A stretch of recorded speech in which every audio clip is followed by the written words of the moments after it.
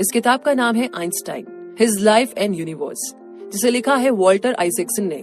तो आइए जानते हैं इस किताब के बारे में। कैसा होता अगर मैं एक लाइट बीम के साथ साथ अपनी साइकिल चला सकता? लाइट की स्पीड से ट्रैवल करना कैसा लगता होगा? कुछ इसी तरह के थॉट्स आइंस्टाइन के दिमाग में आते थे जब वो 16 साल के थे। उनकी इमेजिनेशन पावर बहुत स्ट्रांग थी, इसीलिए शायद उन्हें ऐसे आइडियाज आते थे जो बाकी लोगों को इम्पॉसिबल लगते थे। चाहे कर्विंग ऑफ लाइट का आइडिया हो या कर्विंग ऑफ रियलिटी, ऐसे आइडियाज सिर्फ अल्बर्ट आइंस्टाइन को ही आ सकते थे। अपने बेतरतीब घुंघराले बालों और इंटेलिजेंट आंखों के कारण उन्हें लाखों की भीड़ में पहचाना जा सकता है। वैसे तो आइंस्टाइन अकेले काम करना पसंद करते थे, लेकिन उन्होंने अपनी हर नई डिस्कवरी को दुनिया के साथ शेयर किया। उन्हें अकेले रहना पसंद था, अपने अपार्टमेंट में दिन रात स्टडी करते हुए। फिर भी वो एक इंटरनेशनल सेलिब्रिटी थे जिसने पूरी दुनिया को इंस्पायर किया है। 1905 में उन्होंने क्वांटम फिजिक्स की फाउंडेशन रखी। उस टाइम आइंस्टाइन ने क्लेम किया कि लाइट एक वेव और पार्टिकल दोनों तरह से एक्ट करती है। उसी साल वो एक और स्पेशल रिलेटिविटी लेकर आए, E=mc²। इतना ही नहीं, 1905 में आइंस्टाइन के टोटल 5 पेपर्स पब्लिश हुए, जिनमें से एक के लिए उन्हें नोबेल प्राइज मिला। तो देखा जाए तो असल में वो एक जीनियस थे जिन्होंने कमाल की डिस्कवरीज की थी। इसके एक डेकेड बाद ही आइंस्टाइन अपनी ग्रेटेस्ट थ्योरी लेकर आए, यानी जनरल रिलेटिविटी की थ्योरी। इस थ्योरी के आने के साथ ही क्लासिक फिजिक्स का दौर खत्म हुआ और मॉडर्न फिजिक्स शुरू हुआ। इस थ्योरी ने हमें यूनिवर्स को और भी एक्यूरेट व्यू से समझने में मदद की, जो कि न्यूटन की थ्योरी से ज्यादा असरदार है। आइंस्टाइन मरते दम तक काम करते रहे। ओल्ड एज में उनके अंदर सनक पैदा हो गई थी। वो हर चीज की थ्योरी डिस्कवर करना चाहते थे। उनकी यूनिफाइड फील्ड थ्योरी ने quantum mechanics, general relative, electromagnetism और ग्रेविटी को साथ में कंबाइन करके एक सेट ऑफ लॉ बना दिया था। कहने का मतलब है कि यूनिफाइड थ्योरी यूनिवर्स की हर चीज को एक्सप्लेन कर सकती है, बहुत ही छोटे इलेक्ट्रॉन से लेकर के बड़े बड़े प्लैनेट्स तक को। और आज भी फिजिसिस्ट इसी खोज में लगे हैं कि वो क्वांटम फिजिक्स को ज्यादा से ज्यादा समझ सके। हालांकि क्वांटम वर्ल्ड में कई सारी प्रोबेबिलिटीज है तो कई सारे सवाल भी, जिनका जवाब अभी साइंस ढूंढ रहा है। लेकिन इसका बेसिक प्रिंसिपल यही है कि इलेक्ट्रॉन्स वेव और पार्टिकल दोनों रूप में एक्ट कर सकते हैं, और इसी खोज की वजह से आज हम मॉडर्न टेक्नोलॉजी को यूज कर पा रहे हैं। तो आइए अब जानते हैं आइंस्टाइन की जर्नी के बारे में। आइंस्टाइन 2 साल की एज तक तो बोल ही नहीं पाते थे, इसीलिए उनके पेरेंट्स उन्हें डॉक्टर के पास ले गए। उन्हें डर था कि वो शायद कभी भी नहीं बोल पाएंगे, लेकिन फिर भी आइंस्टाइन ने बोलना शुरू किया। वो कुछ भी बोलने से पहले जोर जोर से रिपीट करते थे, और उनकी इस आदत से उनकी फैमिली उन्हें मंद बुद्धि यानी स्पेशल चाइल्ड समझने लगी थी। उन्होंने एक बार कहा था कि उनकी वाइल्ड इमेजिनेशन और बच्चों जैसी क्यूरियोसिटी की वजह से उन्हें वो नजर आता था जो बाकी लोग देख ही नहीं पाते थे। लोग डाउनहिल से गुजरते हैं, फास्ट ट्रेन में सफर करते हैं या बिजली गिरते हुए देखते हैं, तो उन्हें ये सब चीजें पार्ट ऑफ लाइफ लगती है। लेकिन आइंस्टाइन को यही सारी चीजें मिस्ट्री लगती थी, और वो उनके होने की वजह ढूंढने में जुट जाते थे। आइंस्टाइन के दादा परदादा ज्यूइश बिजनेसमैन थे। उनका परिवार हमेशा ही खुशहाल और कंफर्टेबल लाइफ जीता रहा। ये लोग साउथ वेस्ट जर्मनी के एक खूबसूरत विलेज स्वाबिया में रहते थे। आइंस्टाइन की फैमिली में सब लोग इंटेलिजेंट और एजुकेटेड थे, जो सेक्युलर और इंडिपेंडेंट सोच रखते थे। अल्बर्ट आइंस्टाइन के फादर हरमन आइंस्टाइन और मदर पॉलिने कोच थी। हरमन एक प्राउड बिजनेसमैन थे, जबकि पॉलिने एक स्ट्रॉन्ग विल वाली लेडी थी। दोनों मिलकर के अपने बच्चों को बड़े प्यार से पाल रहे थे और उन्हें हर तरह से कंफर्टेबल लाइफ देने की कोशिश करते थे। अल्बर्ट जब 1 साल के हुए तो उनकी फैमिली म्यूनिक शिफ्ट हो गई थी। उनके अंकल जैकब ने अल्बर्ट के फादर को एक इलेक्ट्रॉनिक सप्लाई बिजनेस शुरू करने के लिए इनवाइट किया था। जैकब एक इंजीनियर थे, जबकि हरमन एक सेल्समैन थे। दोनों मिलकर के साउथ जर्मनी के टाउन्स का इलेक्ट्रिकल कॉन्ट्रैक्ट लेते थे। आइंस्टाइन जब 2 साल के हुए तो उनकी सिस्टर पैदा हुई। उसका नाम रखा गया माजा। अल्बर्ट ने जब फर्स्ट टाइम अपनी छोटी बहन को देखा तो कहा, हाँ ठीक है, लेकिन इसके व्हील्स कहाँ है? क्योंकि उन्हें लगा कि वो कोई टॉय थी जो उनके पेरेंट्स उनके लिए लाए हैं। बाद में दोनों भाई बहन के बीच एक प्यार भरा रिश्ता बना, जो उन्होंने सारी उम्र निभाया। म्यूनिक में आइंस्टाइन फैमिली का एक बड़ा सा घर था, जिसके चारों तरफ आलीशान गार्डन था। अल्बर्ट का बचपन बहुत कंफर्टेबल और हैप्पी गुजरा था। बचपन के इस लविंग और नर्चरिंग एनवायरनमेंट की वजह से ही उनकी इमेजिनेशन पावर इतनी स्ट्रांग थी अल्बर्ट को बचपन से ही दिन में सपने देखने की आदत थी और वो अक्सर अकेले ही घुमा करते थे। उन्हें पजल सॉल्व करना, बिल्डिंग सेट्स बनाना बहुत पसंद था। खेल खेल में वो बड़े कॉम्प्लेक्स स्ट्रक्चर बना देते थे। माजा कहती थी कि अल्बर्ट कार्ड्स की 14 फ्लोर्स की बिल्डिंग तक बना सकते हैं। अल्बर्ट जब 5 साल के हुए तो उसी दौरान 2 बड़ी अमेजिंग चीजें हुई। उन्हें अपने पेरेंट्स से एक गिफ्ट मिला जिसने उनकी जिंदगी और पर्सनैलिटी को काफी हद तक इन्फ्लुएंस किया था। पहला गिफ्ट एक फादर का दिया एक कंपास था और दूसरा उनकी मदर ने उन्हें एक वायलिन दिया था। एक दिन यंग आइंस्टाइन को हाई फीवर हुआ। वो बिस्तर पर लेटे थे और बगल में उनके फादर बैठे थे। उन्होंने अल्बर्ट को एक कंपास दिया। आइंस्टाइन इस गिफ्ट को देख करके हैरान रह गए। वो गौर से कंपास की छोटी सी सुई को देखने लगे जो डायरेक्शन चेंज होने पर घूम जाती थी। आइंस्टाइन ये जानने को उतावले हो रहे थे कि कंपास काम कैसे करता है। फिर कुछ दिन के बाद जब मदर ने उन्हें वायलिन गिफ्ट किया तो अल्बर्ट ने वायलिन सीखना शुरू किया। उनकी माँ खुद भी बहुत अच्छा पियानो बजाती थी। अल्बर्ट और उनकी माँ दोनों साथ में पियानो और वायलिन की जुगलबंदी करते थे। मोजार्ट उनके फेवरेट म्यूजिशियन थे और अल्बर्ट के लिए मोजार्ट का म्यूजिक प्योर ब्यूटी था। अल्बर्ट को लगता था कि सोनाटा की खूबसूरती यूनिवर्स की तरह ही मैजिकल है। आइंस्टाइन को जब भी कोई डिफिकल्टी होती थी तो वो म्यूजिक सुनते थे, खासकर जनरल रिलेटिविटी की थ्योरी को डेवलप करते वक्त। रात को वो अपने अपार्टमेंट में अकेले वायलिन बजाते रहते थे। कई बार तो परफॉर्मेंस के बीच में ही उन्हें कोई आइडिया आ जाता तो जोर से चिल्लाते, मुझे मिल गया। अल्बर्ट ने 15 साल की उम्र तक लुइटपोल्ड जिम्नेजियम से पढ़ाई की। फिर 1884 में आइंस्टाइन फैमिली के साथ एक प्रॉब्लम हो गई। अल्बर्ट के फादर को कॉन्ट्रैक्ट मिलने कम हो गए थे। उन्हें म्यूनिक का अपना खूबसूरत और आलीशान घर बेचकर मिलान, इटली शिफ्ट होना पड़ा क्योंकि अल्बर्ट के फादर को वहाँ बेहतर अपॉर्चुनिटीज मिल रही थी। लेकिन अल्बर्ट को अभी 3 साल और म्यूनिक में रहना था क्योंकि उनकी बेसिक एजुकेशन अभी पूरी नहीं हुई थी। मगर 1884 में क्रिसमस की छुट्टियों के बाद वो वापस म्यूनिक नहीं आए। उन्होंने अपने फैमिली डॉक्टर से बीमारी का सर्टिफिकेट बनवाया और स्कूल में भिजवा दिया और खुद इटली जाने वाली ट्रेन में बैठकर अपनी फैमिली के पास चले गए। उनके म्यूनिक छोड़ने की एक वजह थी, अगर वो 1 और साल जर्मनी में रहते तो उन्हें आर्मी ज्वाइन करनी पड़ती और अल्बर्ट ऐसा बिल्कुल नहीं चाहते थे। बाद में अल्बर्ट ने अपने फादर को बोल करके अपनी जर्मनी की सिटीजनशिप फिर से ले ली थी। वो ज्यूरिक पॉलिटेक्निक में पढ़ना चाहते थे, इसीलिए वो स्विट्जरलैंड चले गए जहाँ पर उन्होंने साइंस और मैथ का एंट्रेंस एग्जाम तो फर्स्ट क्लास में ही पास कर लिया था, लेकिन फ्रेंच, पॉलिटिक्स, लिटरेचर में बुरी तरह फेल हुए। खैर, बावजूद इसके उन्हें एडमिशन मिल गया था। आगे की सफर की बात करें तो अब अल्बर्ट आइंस्टाइन 17 साल के हो चुके थे। वो मैथ और फिजिक्स की स्पेशल क्लासेस अटेंड करते थे। ज्यूरिक में उनकी मदर के रिलेटिव्स थे जो अल्बर्ट का ध्यान रखते थे। उन्हें 100 स्विस फ्रैंक्स का मंथली पॉकेट मनी मिलता था, जिसमें से अल्बर्ट अपनी स्टूडेंट लॉजिंग का खर्च उठाते थे। वो हर महीने 20 फ्रैंक सेविंग करते थे ताकि वो एक स्विस सिटीजन बन सके। ज्यूरिक पॉलिटेक्निक में उनके साथ सबसे इम्पोर्टेंट बात ये हुई कि वो यहाँ पर अपनी फ्यूचर वाइफ से मिले, मिलेवा मैरिक, जो एक प्राउड सर्बियन फार्मर की बेटी थी। उसके फादर ने उसे फिजिक्स और मैथ पढ़ने के लिए भेजा था। मिलेवा ने टॉप कॉम्पिटिटिव स्कूल्स में एडमिशन लिया था। 21 साल की उम्र तक मिलेवा ने ज्यूरिक पॉलिटेक्निक से पढ़ाई की। आइंस्टाइन की क्लास में वो अकेली लड़की थी। साथ पढ़ते हुए अल्बर्ट और मिलेवा को एक दूसरे से प्यार हो गया। दोनों ने एक दूसरे को कई सारे लेटर्स लिखे। इन लेटर्स में दोनों साइंस और एक दूसरे के लिए अपने प्यार का इजहार करते थे। दोनों साथ मिलकर के किताबें पढ़ते और लेक्चर डिस्कस करते थे। हालांकि अल्बर्ट की माँ को मिलेवा पसंद नहीं आई। वो स्मार्ट तो थी लेकिन बाकी लड़कियों जैसी कॉमन नहीं थी। लेकिन अल्बर्ट मिलेवा को दिलो जान से चाहते थे।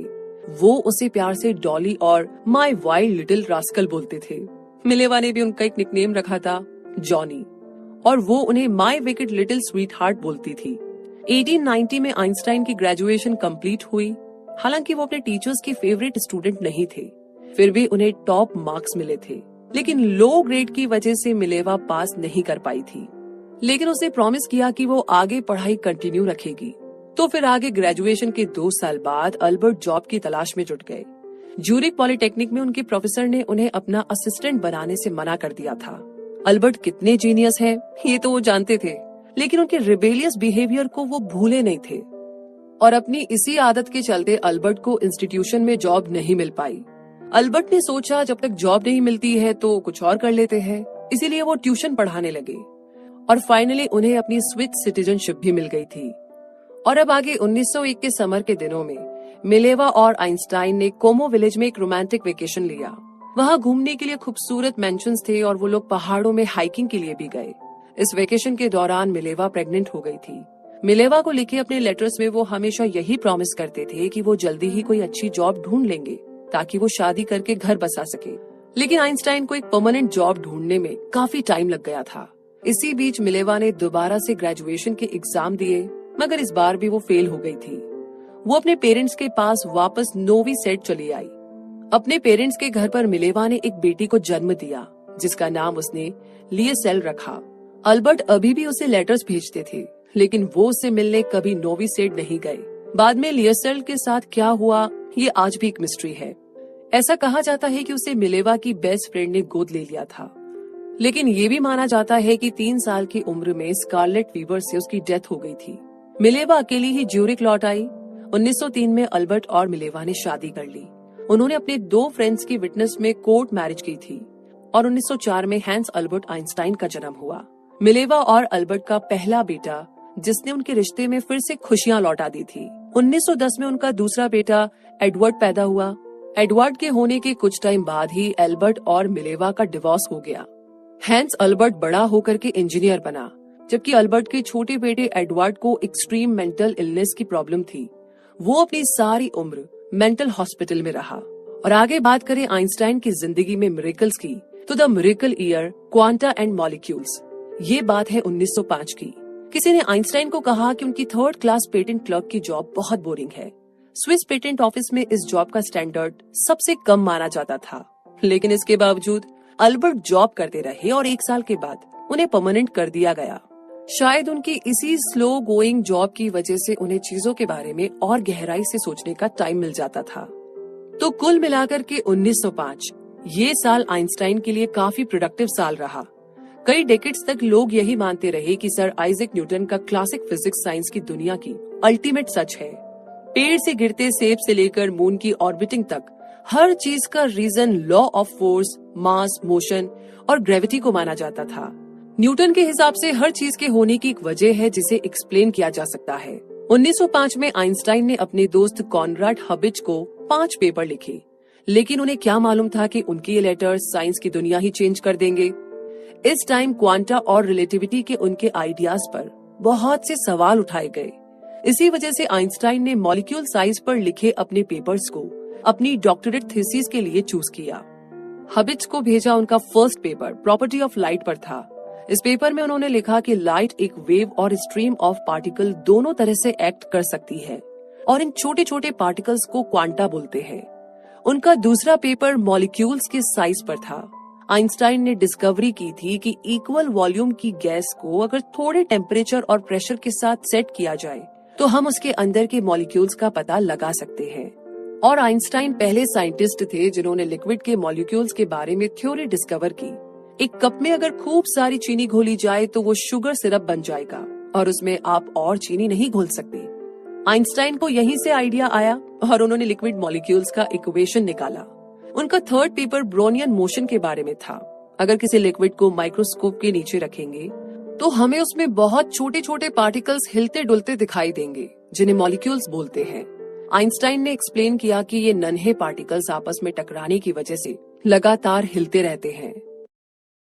तो इन्हीं सारे कॉन्सेप्ट के साथ आगे साल के एंड में आइंस्टाइन ने कॉनराड हबिज को 2 और पेपर लिखे। 4th पेपर स्पेशल रिलेटिविटी के बारे में था और 5th पेपर आइंस्टाइन के फेमस इक्वेशन E = mc² के बारे में था। रिलेटिविटी का बेसिक कॉन्सेप्ट 1632 यानी कि 1632 में गैलीलियो के आइडिया से आया था, क्योंकि गैलीलियो ने कॉपरनिकस के आइडिया को सपोर्ट किया था। पहले के साइंटिस्ट सोचते थे कि अर्थ यूनिवर्स के सेंटर में है और बाकी के प्लैनेट्स इसके चारों तरफ घूमते हैं। साइंटिस्ट ये बहस करते थे, आर्ग्यू करते थे कि अगर धरती वाकई में घूम रही है जैसा कि कॉपरनिकस ने कहा था तो हमें क्यों नहीं पता चलता। और यहीं पर गैलीलियो और उसकी रिलेटिविटी का कॉन्सेप्ट काम आता है। हम अर्थ की मूवमेंट इसीलिए नहीं फील कर पाते क्योंकि ये लगातार घूमती है, बिल्कुल ऐसे ही जैसे हम किसी स्मूथ सेलिंग शिप में ट्रैवल करते हैं और हमें पता ही नहीं चलता कि शिप चल रहा है। राइट? तो गैलीलियो ने कहा था कि जब आप कैबिन के अंदर जाते हो तो आपको शिप की स्लो मूवमेंट फील नहीं होती। आप बिल्कुल अपने घर जैसा फील करते हैं। आपको पता है कि शिप चल रहा है लेकिन फील नहीं कर पाते। चाहे तो आप कैबिन में कोई आवर ग्लास रख लो या फिश बाउल। गोल्डफिश अपने बाउल में आराम से स्विम करती रहेगी और आवर ग्लास का सेंट स्लो मोशन में गिरता रहेगा। इसीलिए जब कोई चीज लगातार मूव करती है तो वो एक तरह से रेस्ट मोड में होती है। तो इस तरीके से हम ये नहीं बोल सकते कि कौन सी ऑब्जेक्ट मूव कर रही है, क्योंकि दोनों एक दूसरे के अगेंस्ट मूव कर रही है। आइंस्टाइन ने रिलेटिविटी की स्पेशल थ्योरी डिस्कवर की थी और ये थ्योरी इसलिए स्पेशल थी क्योंकि ये थ्योरी सिर्फ कांस्टेंट मूविंग ऑब्जेक्ट्स पर ही अप्लाई होती है। इसीलिए आइंस्टाइन ने इसे समझाने के लिए एक मूविंग ट्रेन का एग्जाम्पल दिया। मान लीजिए कि आप किसी ट्रेन के प्लेटफॉर्म पर खड़े हैं। ट्रेन जब चलती है तो आपको उसके अंदर बैठे पैसेंजर्स मूव करते दिखाई देते हैं, लेकिन उन पैसेंजर्स को आप और प्लेटफॉर्म की बाकी चीजें पीछे की तरफ मूव करती दिखती है। अब सोचिए कि आप अभी तक प्लेटफॉर्म पर खड़े हैं, आप दोनों पॉइंट्स के सेंटर में हैं, पॉइंट ए और पॉइंट बी। तभी दोनों पॉइंट पर लाइटनिंग स्ट्राइक करती है। अब क्योंकि आप दोनों पॉइंट्स के एग्जैक्ट बीच में खड़े हैं तो आपको वो लाइटनिंग दोनों पॉइंट्स पर एग्जैक्ट सेम टाइम पर स्ट्राइक करती हुई नजर आएगी। लेकिन पॉइंट ए के पास वाली ट्रेन में जो पैसेंजर होगा उसे पॉइंट ए पर पॉइंट बी से पहले लाइटनिंग गिरती नजर आएगी। इसी तरह जो पैसेंजर पॉइंट बी के पास होगा उसे पहले पॉइंट बी पर लाइटनिंग नजर आएगी। इसीलिए इसमें रॉन्ग या राइट आंसर नहीं है। प्लेटफॉर्म से आपको और ट्रेन से उन दोनों पैसेंजर्स को लाइटनिंग अलग अलग टाइम पर दिखाई देगी, क्योंकि हर किसी का डिफरेंट पर्सपेक्टिव है। तो आपको क्या लगता है कौन से पॉइंट पर पहले लाइटनिंग हुई होगी, पॉइंट ए या पॉइंट बी? और इस तरह आइंस्टाइन ने कंक्लूजन निकाला कि टाइम भी एक रिलेटिव चीज है। न्यूटन ने ये डिस्कवरी बहुत पहले कर ली थी कि टाइम और स्पेस एब्सोल्यूट है, लेकिन बाकी साइंटिस्ट को इस आइडिया में लूप होल नजर आ रहा था। रिलेटिविटी का स्पेशल आइडिया डिस्कवर करने के 10 साल बाद आइंस्टाइन ने general theory of relativity publish की। इसमें उन्होंने ग्रेविटी की थ्योरी और एक्सिलरेटेड मोशन भी ऐड किया। इसी बीच उन्होंने हबिच को अपना 5th और फाइनल पेपर भेजा, जो कि उनका फेमस फॉर्मूला है। रिलेटिविटी की थ्योरी से ही आइंस्टाइन ने E=mc² का फॉर्मूला निकाला था। किसी ऑब्जेक्ट की एनर्जी उसके मास के इक्वल होती है, जिसे square of speed of light से मल्टीप्लाई किया जाता है। स्पीड ऑफ लाइट अपने आप में एक बड़ा नंबर होता है, इसीलिए अगर आपके पास एक किशमिश के दाने जितना एनर्जी सोर्स है तो उसमें न्यूयॉर्क की एक दिन की इलेक्ट्रिसिटी नीड पूरी की जा सकती है। लेकिन आइंस्टाइन को ये नहीं पता था कि फ्यूचर में उनके इस फॉर्मूले से एटम बॉम्ब बनेगा। एटॉमिक बॉम्ब वर्ल्ड वॉर 2 में यूज हुए थे, जिसने नागासाकी और हिरोशिमा को पूरी तरह बर्बाद कर दिया था। ये एटॉमिक बॉम्ब इतने डेडली थे कि महीनों बाद भी इसकी लाइट रेडिएशन से ही हजारों लोग मारे गए थे। तो स्पेशल रिलेटिविटी सिर्फ उन्हीं ऑब्जेक्ट्स पर अप्लाई होती है जो लगातार स्पीड से चलती है। लेकिन जल्द ही आइंस्टाइन समझ गए थे कि सिर्फ यही काफी नहीं है। एक थ्योरी उन ऑब्जेक्ट्स के लिए भी होनी चाहिए जो बहुत ही स्पीड में चलती है। जनरल रिलेटिविटी से पहले साइंटिस्ट मानते थे कि स्पेस ऑफ टाइम एक दूसरे से अलग है और ग्रेविटी सिर्फ एम्प्टी यानी कि खाली स्पेस पर काम करती है, क्योंकि न्यूटन ने इसी तरह यूनिवर्स को एक्सप्लेन किया था। उनका law of motion idea of relativity के साथ साथ चलता है।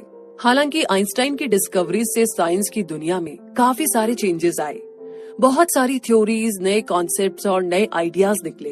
जैसे एग्जांपल के लिए जनरल थ्योरी ऑफ रिलेटिविटी ने हमें यूनिवर्स को बेहतर तरीके से समझने में मदद की। ये साइंस की दुनिया में एक रेवोल्यूशन लेकर आया, जिसने रिलेटिविटी का कॉन्सेप्ट ही बदल कर रख दिया था। लेकिन ये सब ना इतना भी आसान नहीं था। आइंस्टाइन को अपनी स्टडी कंप्लीट करने में 4 साल लगे। इस दौरान उनकी लाइफ में काफी सारे उतार चढ़ाव आए। वर्ल्ड वॉर फर्स्ट हुई, लेकिन आइंस्टाइन अपने काम में लगे रहे। वो अपने काम को लेकर के इतने डेडिकेट थे कि अपनी फैमिली लाइफ भी उन्होंने इग्नोर कर दी थी।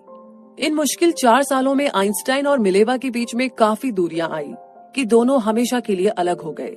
आइंस्टाइन ने प्रॉमिस किया था कि वो अपने बेटों के साथ टाइम बिताएंगे, लेकिन अपने आइडियाज और इक्वेशंस की वजह से वो टाइम ही नहीं निकाल पाते थे। वो कहा करते थे कि साइंस मुझे मेरी पर्सनल लाइफ की प्रॉब्लम से बचाता है। वैसे भी आइंस्टाइन नेचर से थोड़े शर्मीले थे, तो थ्योरीज चाहे कितनी भी मुश्किल क्यों ना हो, वो अकेले ही सॉल्व करना पसंद करते थे। बर्लिन के उनके अपार्टमेंट में हमेशा पेपर्स और किताबें इधर उधर बिखरी रहती थी। आइंस्टाइन दिन रात काम में डूबे रहते। खाने और सोने की याद उन्हें तभी आती जब उन्हें भूख लगती या नींद आती। वो 36 साल के थे जब उनकी जनरल रिलेटिविटी की थ्योरी आखिरकार कंप्लीट हुई, लेकिन तब तक उनकी मैरिज और फैमिली लाइफ पूरी तरह बर्बाद हो चुकी थी। बावजूद इसके आइंस्टाइन खुश थे, आखिर उनका सपना जो पूरा हो गया था। जनरल रिलेटिविटी थ्योरी को वो अपनी सबसे बड़ी अचीवमेंट मानते थे। जनरल रिलेटिविटी कहती है कि स्पेस और टाइम दो अलग चीजें नहीं है, दोनों साथ मिलकर के स्पेस टाइम क्रिएट करते हैं। इसे हम ट्रैम्पोलाइन फैब्रिक से समझने की कोशिश करते हैं। अगर आप इसमें एक बॉलिंग बॉल रोल करेंगे तो फैब्रिक मुड़ जाएगा। अगर आप कुछ बिलियर्ड्स बॉल्स डालेंगे तो वो बॉलिंग बॉल की तरफ जाएगी जिसमें ज्यादा मास है। बॉलिंग बॉल और बिलियर्ड्स बॉल्स फैब्रिक को कवर कर लेंगे और फिर फैब्रिक का कर्व बॉल्स के मोशन और पाथ को डिसाइड करेगा। अब इमेजिन कीजिए कि ये बॉल्स इस यूनिवर्स के प्लैनेट्स है और ट्रैम्पोलाइन यूनिवर्स है, तो ये एक सबसे इजी तरीका है जनरल रिलेटिविटी को समझने का। थ्योरी ये भी कहती है कि टाइम सारे ऑब्जर्वर्स के लिए सेम नहीं होता। टाइम रिलेटिव है और टाइम बहुत बड़ा भी है और ग्रेविटी और वेलोसिटी इसे अफेक्ट कर सकते हैं। जीपीएस यानी global positioning system time dilation के कॉन्सेप्ट पर काम करता है। इमेजिन कीजिए कि आप बीच में ड्राइव कर रहे हो, ग्रेविटी की वजह से ही अर्थ के सरफेस का टाइम स्लो होता है और पुल ऑफ ग्रेविटी स्पेस टाइम को कर्व करती है। तो जीपीएस सैटेलाइट्स इसके टाइम को स्पेस में एडजस्ट करती है ताकि आपके फोन में एक्यूरेट और टाइमली डायरेक्शन सेंड कर सके। टाइम डायलेशन के बिना जीपीएस बिल्कुल भी काम नहीं कर पाएगा। एक और एग्जांपल है ट्विन सिनेरियो। मान लीजिए कि जुड़वा बेबीज है, एक धरती में है और दूसरा एक रॉकेट में स्पीड ऑफ लाइट के पास ट्रैवल कर रहा है। अब 80 साल के बाद धरती में रहने वाला भाई बूढ़ा हो चुका होगा, जबकि स्पीड ऑफ लाइट के पास ट्रैवल करने वाले भाई की एज सिर्फ 1 दिन की होगी। आप स्पीड ऑफ लाइट के जितने क्लोज रहेंगे उतना ही टाइम आपके लिए स्लो हो जाएगा। जनरल रिलेटिविटी ये भी एक्सप्लेन करती है कि ब्लैक होल्स वाकई में होते हैं, लेकिन क्योंकि ये ब्लैक होल्स बहुत ज्यादा बड़े होते हैं, इसीलिए इनकी ग्रेविटेशनल फोर्स हद से ज्यादा स्ट्रॉन्ग होती है। इतनी स्ट्रॉन्ग कि लाइट भी इनसे होकर नहीं गुजर सकती। थ्योरी में से बोले तो अगर कोई एस्ट्रोनॉट ब्लैक होल्स के पास चले जाए तो उसकी बॉडी किसी नूडल्स की तरह फैल जाएगी, क्योंकि ग्रेविटी उसके सिरे से ज्यादा उसके पैरों को खींचेगी। आइंस्टाइन मरते दम तक यूनिफाइड फील्ड थ्योरी पर काम करते रहे। जनरल रिलेटिविटी लार्ज स्केल में इस यूनिवर्स को एक्सप्लेन करती है, जिससे हमें प्लैनेट्स, गैलेक्सीज और ब्लैक होल्स के बारे में पता चलता है, जबकि क्वांटम मैकेनिक्स हमारे इस विशाल यूनिवर्स को स्मॉल लेवल पर डिस्कस करती है। इसके अंदर इलेक्ट्रोमैग्नेटिक, एटम्स, इलेक्ट्रॉन्स और क्वार्क्स जैसे सब्जेक्ट्स आते हैं। आइंस्टाइन और बाकी साइंटिस्ट ये मानते हैं कि हर चीज की एक थ्योरी है जो जनरल रिलेटिविटी और क्वांटम मैकेनिक्स को आपस में कनेक्ट करती है। प्लैनेट्स और बाकी मैटर सब एटम से मिलकर बने हैं, इसीलिए एक ऐसा सेट ऑफ लॉज जरूर होगा जो कि इस दुनिया की हर चीज को कंट्रोल करता है। तो इतनी अमेजिंग थ्योरीज और कॉन्सेप्ट बताने के बाद आगे चलते हैं 1919 में, यानी कि 1919 की बात करते हैं। बर्लिन में रहने के दौरान आइंस्टाइन की मुलाकात एल्सा से दोबारा हुई, जो उनकी फर्स्ट कजन थी और जिससे वो बचपन में मिले थे। फिर 1919 में उन्होंने एल्सा से शादी कर ली। ये उसी साल की बात है जब उनका मिलेवा से डिवोर्स हुआ था। एल्सा की फर्स्ट मैरिज से 2 बेटियां थी, मार्गोट और लल्से। आइंस्टाइन को जब नेम और फेम मिला तो एल्सा हमेशा उनके साथ रही। वॉर के बाद सारी दुनिया ये उम्मीद कर रही थी कि अभी इंसानियत पूरी तरह खत्म नहीं हुई है, अभी शायद उम्मीद की कोई किरण बाकी थी। इंसान इतना भी बेदिल और हिंसक नहीं हो सकता कि दुनिया का खात्मा हो जाए। और यहीं पर हमें आइंस्टाइन की थ्योरी ऑफ जनरल रिलेटिविटी की इम्पोर्टेंस समझ में आती है। टाइम्स ऑफ लंदन न्यूज़पेपर में बड़े बड़े शब्दों में हेडलाइन छपी थी, revolution in science, new theory of the universe, Newtonian idea overthrown. Press को मालूम था कि लोगों को अब एक नया इंटरनेशनल सेलिब्रिटी चाहिए। अब आइंस्टाइन कोई टिपिकल साइंटिस्ट तो थे नहीं, इसीलिए लोगों का इंटरेस्ट और भी ज्यादा बढ़ गया था। उनकी बड़ी बड़ी आंखें, बिखरे बाल, सनकीपन, ये सब उन्हें औरों से काफी अलग शो कराते थे। वो भी 40 के ही थे और सबसे बढ़कर ये कि उन्हें खुद स्पॉटलाइट में रहना काफी पसंद था। वो हमेशा फनी बातें करते थे। वो बोलते थे कि उन्हें पब्लिसिटी पसंद नहीं है, लेकिन रियल में ना ऐसा था ही नहीं। वो चाहते तो बाकी साइंटिस्ट की तरह इंटरव्यू या पार्टी इनविटेशन से दूर भाग सकते थे, लेकिन आइंस्टाइन एल्सा और चार्ली चैपलिन के साथ रेड कारपेट मूवी प्रीमियर में जाया करते थे। उनकी रिलेटिविटी वाली थ्योरी वाकई में एक ग्राउंड ब्रेकिंग थ्योरी थी, मगर उनके पब्लिसिटी लव ने उन्हें और भी ज्यादा पॉपुलर बना दिया था। कर्ली बालों और बड़ी काली आंखों वाली उनकी इमेज एक इंटरनेशनल आइकॉन बन चुकी थी। उन्होंने अपने एक दोस्त को लिखे लेटर में कहा था कि उनका ये सेलिब्रिटी स्टेटस उन्हें चैन से जीने नहीं दे रहा और इसकी वजह से वो अपना काम सीरियसली नहीं कर पा रहे। खैर, इसके बावजूद वो कैमरे के सामने आते रहे और लोगों को अपने फनी कोट से हंसाते रहे। इसी के साथ आगे बढ़ते हैं इस जर्नी में और आते हैं 1921 में। जी हाँ, 1921 यानी कि 1921 में आइंस्टाइन को फोटो इलेक्ट्रिक इफेक्ट के लिए नोबेल प्राइज मिला। ये उस पेपर पर बेस्ड था जो उन्होंने 1905 में पब्लिश करवाया था। हालांकि साइंटिस्ट अभी जनरल रिलेटिविटी और उसके लार्ज स्केल इम्प्लीकेशन के बारे में समझ ही रहे थे, इसीलिए इस थ्योरी के लिए उन्हें अवार्ड नहीं मिल पाया। उससे बहुत पहले ही आइंस्टाइन को पता था कि एक दिन उन्हें नोबेल प्राइज जरूर मिलेगा। उन्होंने मिलेवा से प्रॉमिस किया था कि वो प्राइज मनी उसे और अपने बेटे को देंगे। इसी शर्त पर मिलेवा उन्हें डिवोर्स देने के लिए तैयार हुई थी। आइंस्टाइन की बात सच साबित हुई और उन्हें नोबेल प्राइज मिला। 1921 से 1932 के बीच में आइंस्टाइन ने कई बार अब्रॉड ट्रैवल किया, जापान, सिंगापुर, पैलेस्टाइन और स्पेन वगैरह। अपने यूएसए की फर्स्ट विजिट में उन्होंने प्रिंसटन यूनिवर्सिटी और कोलंबिया यूनिवर्सिटी में कई लेक्चर्स भी दिए। 1930 में वो दूसरी बार यूएस गए थे। उस टाइम उन्हें काल्टेक या कैलिफोर्निया इंस्टीट्यूट फॉर टेक्नोलॉजी में एक रिसर्च फेलो करना था। तो 1933 में जब हिटलर पावर में आया तो आइंस्टाइन समझ गए कि वो अब दोबारा जर्मनी नहीं जा पाएंगे। वो एक ज्यूइश थे, इसीलिए वो रिफ्यूजी बन गए। कुछ टाइम तक तो वो बेल्जियम और इंग्लैंड में रहे। उन्हें ऑक्सफोर्ड यूनिवर्सिटी से टीचिंग का ऑफर भी मिला था। लेकिन 1935 के बाद आइंस्टाइन ने यूएस में रहने का डिसीजन लिया। वहाँ वो न्यू जर्सी के इंस्टीट्यूट ऑफ एडवांस स्टडी में काम करने लगे और आइंस्टाइन और एल्सा 112 मर्सर स्ट्रीट में रहते थे और यहीं पर उनकी डेथ भी हुई। वो कभी वापस जर्मनी नहीं जा पाए। और आगे बात करें इस जर्नी की तो इंस्टीट्यूट ऑफ एडवांस स्टडी में आइंस्टाइन ने यूनिफाइड फील्ड थ्योरी पर भी काम किया और यहीं पर उन्होंने क्वांटम मैकेनिक्स स्टडी करके उसे गलत साबित किया। नील्स बोहर और वर्नर हेंसबर्ग जैसे फिजिसिस्ट ने क्वांटम मैकेनिक्स का आइडिया बिल्ड किया था। एक्चुअली में क्वांटम मैकेनिक्स की शुरुआत इस आइडिया से हुई थी कि अगर कोई लाइट वेव किसी पार्टिकल की तरह एक्ट कर सकती है तो एक पार्टिकल भी वेव की तरह एक्ट कर सकता है। इसीलिए सब एटॉमिक पार्टिकल्स या इलेक्ट्रॉन्स या बाकी चीजें भी एक वेव के थ्रू रिप्रेजेंट किए जा सकते हैं। हालांकि एक स्पेसिफिक टाइम में किसी मूविंग वेव की प्रॉपर्टीज डिटरमाइन करना मुमकिन नहीं है और इसीलिए फिजिसिस्ट सेट्स ऑफ वेवलेंथ्स के जरिए इलेक्ट्रॉन्स स्टडी करते हैं, जिसका रिजल्ट ये निकला कि इलेक्ट्रॉन्स की पोजीशन की प्रोबेबिलिटीज होती है और इस कॉन्सेप्ट को बोलते हैं सुपरपोजिशन। यही रीजन था कि आइंस्टाइन ने कहा था कि गॉड डजंट प्ले डाइस, यानी ऊपर वाला पासा नहीं फेंकता है। क्वांटम मैकेनिक्स की प्रोबेबिलिटीज और अनसर्टेनिटी को लेकर के वो सहमत नहीं थे।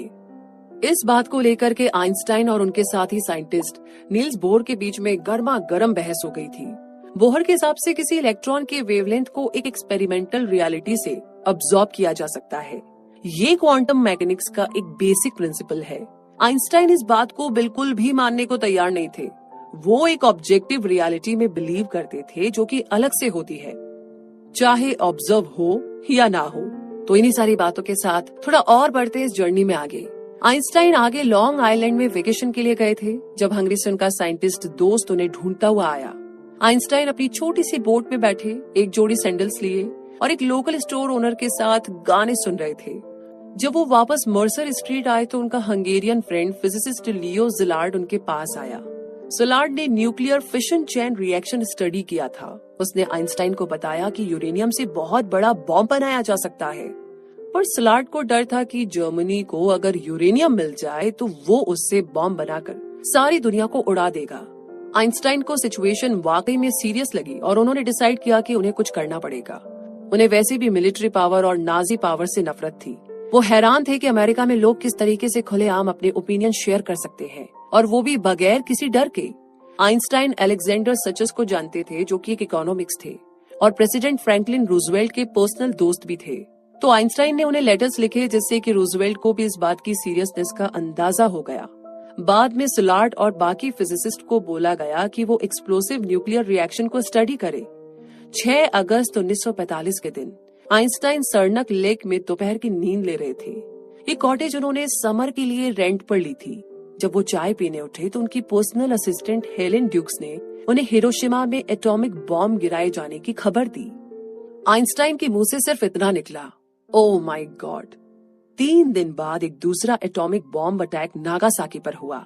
फिर किसी तरह सिलार्ड और बाकी हंगेरियन फिजिसिस्ट को बोला गया कि वो लोग हिटलर की नाजी पावर के डिफेंस में एटॉमिक बॉम्ब बनाए। मार्च 1945 में सिलार्ड ने दोबारा आइंस्टाइन के पास आकर के अपना कंसर्न शेयर किया। इस बार जर्मनी बाकी देशों की आर्मी से हार रही थी।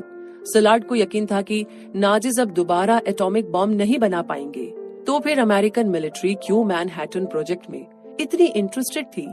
1945 में सिलार्ड और बाकी के साइंटिस्ट ने न्यू प्रेसिडेंट हैरी ट्रूमैन को न्यूक्लियर वेपन्स यूज ना करने के लिए वार्निंग दी। लेकिन फिर एक ऐसा वाकया हुआ जिसने इंसानियत को शर्मसार कर दिया था। टाइम मैगजीन ने अपने फ्रंट कवर में आइंस्टाइन को father of atomic bomb declare कर दिया था। पहले उसने गवर्नमेंट रिसर्च की और फिर इक्वेशन E=mc² क्रिएट किया, जो कि न्यूक्लियर बॉम्ब में यूज किया गया था। आइंस्टाइन की लाइफ का ये टर्निंग पॉइंट था। जो लाखों लोगों के लिए हीरो था, वो एक पल में ही विलेन बन गया था। इससे अच्छा और क्या हो सकता था कि इस सारी तबाही की जिम्मेदारी एक जर्मन फिजिसिस्ट के सर डाल दी जाए। लेकिन वही आइंस्टाइन थे जो इन सबसे बेखबर अपनी गर्मी की छुट्टी और चाय के मजे ले रहे थे। तो आइंस्टाइन की इस जर्नी के आखिरी पड़ाव की बात करें। अपने 75वें साल में आइंस्टाइन को पेट में अनयूरिज्म की बीमारी हो गई थी। उनको जानलेवा पेट दर्द रहने लगा था, लेकिन वो फिर भी डेली इंस्टीट्यूट आते थे। उनकी थ्योरी ऑफ एवरीथिंग की खोज अभी भी जारी थी। वो अपने ब्लैक बोर्ड को इक्वेशन से भर देते थे। हर रोज वो एक न्यू अप्रोच के साथ अपनी थ्योरी पर काम करते, लेकिन कहीं ना कहीं कुछ कमी रह जाती और वापस स्टार्टिंग पॉइंट पर आकर के अटक जाते थे। साथ ही क्वांटम मैकेनिक्स भी उनके दिमाग में घूमता रहता था। लेकिन एक बात को लेकर के आइंस्टाइन श्योर थे कि कहीं ना कहीं एक ऐसी रियलिटी जरूर है जो ऑब्जर्वर से अलग है। ये तो खैर वो भी मानते थे कि वो बड़े जिद्दी है, इतनी आसानी से हार मानने वालों में नहीं थे। इसीलिए तो वो क्वांटम मैकेनिक्स को रिलेटिविटी के साथ कनेक्ट करने का कोई मेथड ढूंढ रहे थे। एक दिन सुबह आइंस्टाइन जब इंस्टीट्यूट आए तो उन्हें पेट पे भयंकर दर्द उठा। सब कुछ ठीक तो है? उनके रिसर्च असिस्टेंट ने उनसे पूछा। इस पर आइंस्टाइन ने जवाब दिया कि सब कुछ ठीक है, लेकिन मैं नहीं। अगले दिन डॉक्टर ने उन्हें ऑपरेशन के लिए बोला। एक सर्जन था जो शायद उनके अन्यूरिज्म का इलाज कर सकता था, लेकिन आइंस्टाइन ने एकदम मना कर दिया। उन्होंने कहा कि वो अपनी लाइफ आर्टिफिशियल तरीके से जीने की बजाय मरना पसंद करेंगे। उन्हें जो करना था वो कर चुके हैं, अब उनका इस दुनिया से जाने का वक्त आ गया है। उन्हें तुरंत हॉस्पिटल ले गए और संडे के दिन सुबह आइंस्टाइन ने अपने पर्सनल असिस्टेंट को अपना चश्मा, पेंसिल्स और पेपर लाने को बोला। उन्हें थोड़ा बेटर फील हो रहा था, इसीलिए वो कुछ कैलकुलेशंस करना चाहते थे। जितनी देर वो काम कर सकते थे उन्होंने किया। उसके बाद जब दर्द बर्दाश्त नहीं हुआ तो वो सोने चले गए। और मंडे 18 अप्रैल 1955 को करीब 1 बजे आइंस्टाइन 76 साल की उम्र में हमेशा हमेशा के लिए इस दुनिया को अलविदा कह गए। उनके डेथ बेड के पास 12 पेजेस इक्वेशन से भरे हुए मिले, जिसमें उन्होंने कई जगह करेक्शंस और क्रॉस आउट्स किया था। और ये पेपर प्रूफ थे इस बात का कि आइंस्टाइन मरते दम तक यूनिफाइड फील्ड थ्योरी का पता लगाने की कोशिश कर रहे थे। और उनकी डेथ के बाद ऑटो नाथन, जो आइंस्टाइन के क्लोज फ्रेंड थे, उनकी मौत से गहरे सदमे में थे। और इसीलिए उन्होंने ये बात नोटिस नहीं की कि जब प्रिंसटन यूनिवर्सिटी के पैथोलॉजिस्ट ने इलेक्ट्रिक सॉ से आइंस्टाइन का स्कल काटकर उनका ब्रेन निकाल लिया था। अगली सुबह प्रिंसटन में 5th ग्रेड के बच्चे आइंस्टाइन की मौत पर चर्चा कर रहे थे। एक छोटे लड़के ने कहा कि मेरे डैड ने उनका ब्रेन निकाला है। जिस आदमी ने आइंस्टाइन का ब्रेन निकाला था और 40 साल के लिए प्रिजर्व किया था, उसका नाम था थॉमस हार्वे। उसने उस ब्रेन को दुनिया की सबसे कीमती चीज की तरह एक कुकी जार के अंदर छुपा लिया था। फिर उसके बाद कई सालों तक हार्वे आइंस्टाइन के ब्रेन के सैंपल्स उन रिसर्चर्स को भेजता रहा जो उनके ब्रेन को एग्जामिन करना चाहते थे। वो ब्रेन की एक स्लाइड रिसर्चर को भेज करके पूछता कि क्या आप इस पर रिसर्च करना चाहेंगे। इस तरह आइंस्टाइन का ब्रेन कई बार टुकड़ों में कटा, लेकिन कभी कोई काम की चीज निकल कर नहीं आई। थॉमस हार्वे जब 85 साल का हुआ तो उसने डिसाइड किया कि अब वो अपना ये कीमती खजाना किसी को पास कर देगा। वो ब्रेन वाला कुकी जार लेकर के प्रिंसटन यूनिवर्सिटी गया और उसे वहाँ के करंट पैथोलॉजिस्ट के हवाले कर दिया। आइंस्टाइन चाहते थे कि उनकी डेड बॉडी को दफनाने के बजाय जला दिया जाए और राख को चारों तरफ बिखेर दिया जाए। बॉडी को दफन करके उसके ऊपर टॉम बनाने का आइडिया उन्हें जरा भी पसंद नहीं था। इसीलिए उनकी मौत के बाद जैसा वो चाहते थे उनकी बॉडी को जला करके राख बिखेर दी गई। रिसेंट ईयर्स में जो रिसर्च हुई उसमें उनके ब्रेन में नॉर्मल ब्रेन से 17% ज्यादा न्यूरॉन्स पाए गए। उनका कार्पस कॉलोसम यानी कि ब्रेन के दोनों पार्ट्स के बीच का फाइबर एवरेज के मुकाबले कहीं ज्यादा मोटा था। लेकिन अब सवाल यह है कि आइंस्टाइन का ब्रेन पैदाइशी ऐसा था या उनके लगातार सोचने की वजह से ऐसा बन गया था, ये आप सोचते रहे। लेकिन अब हम आ गए हैं इस समरी के कंक्लूजन पर। आपने इस किताब में अल्बर्ट आइंस्टाइन के बारे में पढ़ा, आपने quanta, special relativity, general relativity और इक्वेशन E=mc² के बारे में पढ़ा। आपने क्वांटम मैकेनिक्स और यूनिफाइड फील्ड थ्योरी के बारे में भी जाना। इसके अलावा भी फिजिक्स की दुनिया में काफी कुछ एक्साइटिंग हो रहा है। एक चीज जो हम आइंस्टाइन से सीख सकते हैं वो है सवाल करना और उन सवालों का जवाब ढूंढना, सीखना और इस यूनिवर्स को समझने की कोशिश करना। हम उनसे अपनी जिंदगी को एक मीनिंगफुल वे में जीना सीख सकते हैं। ये हम पर डिपेंड करता है कि हम एक आम इंसान बनकर रहे या थिंकर्स और मूवर्स की लाइफ जिए और इस दुनिया को कुछ ऐसा दे जाए जो लोग सदियों तक याद रखे। तो ये किताब हमें मौका देती है एक बार और सोचने का अपनी जिंदगी के बारे में कि हमें अपनी जिंदगी के साथ क्या करना है।